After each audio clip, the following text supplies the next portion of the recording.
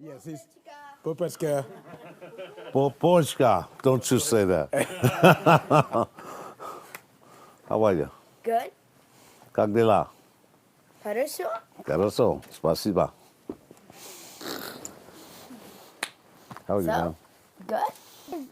I'm doing a little public television show, and What do you mean a little public television show? kind of like an hour and a half. Yeah. And Hour and a half? yeah. That's not a little TV show. Okay, that's a It's medium. a big TV show. Sure. Okay. It's about a time machine. You gonna write the theme for your show? PBS are the best. Fantastic, man. He did, that's right. Tell him about Arctic Jazz. So Arctic Jazz is about a manatee, and it went from Florida to Antarctica to have a jazz party. Mm-hmm. And like the penguins, they were so excited when he got there. They were like, Were the penguins playing jazz? yeah, they were playing the sax. Actually, wait, no, they weren't. They were probably playing guitar, because to hold the saxophone, you need fingers. They had feathers. That's right, they've only got one finger each, you know. You got a great imagination, man. Thank you. I can see that penguin now playing a guitar. And why I wrote it is because if you keep trying and trying, Yes, you'll be like the best at what you do. that's right. Don't ever forget And it. like for a manatee, it's pretty hard to go from Florida to Antarctica, and also to have a jazz party. Yeah. But he just kept trying, and he did it. Who would you want to meet, like, if you were on the time machine? Einstein? Einstein? Yeah, that's a good thing, because then They have you... the same birthday, so I'm particularly interested in them. Cool. So, happy birthday if I'm not going to see you. Thank you, man. It's soon, too. Do you know how it was like working with Michael Jackson? Do I know how it was? I think so. It was 10 years. Do you think anyone's going to be as good as him? They'd be different. That's what it's always been about. I've been lucky enough the last, I don't know, 60 years to work. I started with Ray Charles and Frank Sinatra and Michael, Ella, Sarah, Duke Ellington, Basie, you know, Miles Davis. What's great about them, they're all different, you know. Right. And people ask me many times, who is your favorite? Are you kidding? Out of Dinah Washington, Nina Simone, Ella Fitzgerald, or Peggy Lee, or whatever, you can't, Aretha Franklin, you can't say favorite. They're like my children, they're all different, you know. Right. And they're all great because they have their personality. Yeah, that's true.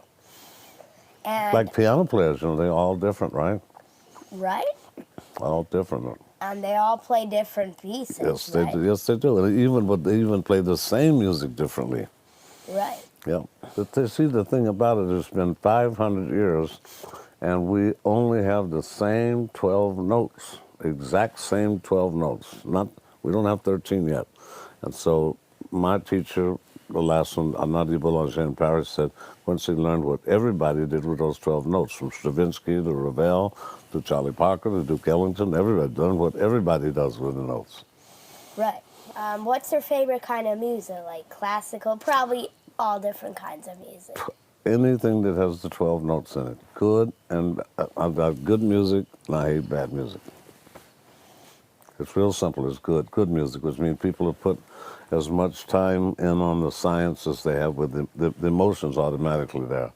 But the science is what you have to train yourself for. That's why I know you practice a lot, don't you? Yeah. Now we're talking. That's what I'm saying. You know, if you don't back it up with science, your emotion leads the science, but you have to have the science to back up what your feelings are, you know. Right. Oh, how was it working with Frank Sinatra? Like being in heaven. With Frank Sinatra and Basie, that's as good as it gets. If you're an arranger, an orchestrator, and a conductor, that's as good as it gets. And You Frank make said, me feel Frank so said, Frank said the same thing. Said the same thing. This is his ring. I would never take it off, you know. So That's his ring? Ring he left, yeah. We worked together from '64 till 1998, you know. And we had nothing but good times. Many albums and Sinatra just Sands and Fly Me to the Moon. They played on the moon and all that stuff, you know. Wow. Yeah, Buzz Aldrin played our record on the moon, the first music on the moon. I'm never going there, but they Yeah. tell me. That's a good idea. You don't want to go there. No, No, me either. but if I become an astronaut, maybe I'll go there one But day. you know how long you have to practice a day to be an astronaut? Then you'd have a hard time practicing your piano. Really? When I write music, Yes. I see things like I see pictures in my mind. Same here. Yeah. Yes, it's the same thing. What would you see? Mostly animals and nature. Really, I start with like charcoal sketches, even before I get the melodies. And then as I start to get melodies and bass lines, I go to watercolors. And then after I start to get the melody and the background lines and everything else, I go to oil. So it's charcoal sketches to watercolor and oil, you know. But that's good. How long have you been writing music? Oh, like for 3 years, I think. You know, have you tried to orchestrate a piece of music for a symphony orchestra yet? For violins and woodwinds and brass and Yeah. percussion. That's exciting. Yesterday, That's what I like. yeah, I love the kinds of music, like with the different kinds of instruments. What composer do you like? The way he writes for orchestra. Stravinsky. Mozart. Requiem is a masterpiece. Oh, what's your favorite kind of food? It depends on what country I'm in. And you just said a very important thing now. One of the best pieces of advice I got when I was young, Ben Webster told me. I was getting ready to travel overseas with Lionel Hampton. And he said, "Young blood, let me tell you something. Let me pull your coat. Everywhere you go in the world, eat the food that people eat, listen to the music they listen to, and learn 30 or 40 words of every language." And I took him very seriously. And it's been the greatest advice I've ever had in my life because I feel at home in every country in the planet, you know. And it's a nice feeling, yes. Even and the food goes together, you know. I think it's Stravinsky and Shostakovich and you've got a million great orchestrators up there. And pelmeni, you know pelmeni, the Russian food. The Russian? Pelmeni. What do you call it? Pelmeni? Pelmeni, yeah. Pelmeni and chicken Kiev from Ukraine, right? And that goes with bratuha and bratishka, malishka, right? And all the language and the music and the food, they all go together, you know? Right. That's the soul of the country, Brazil. It's this Portuguese, you know, feijoada and samba. Right.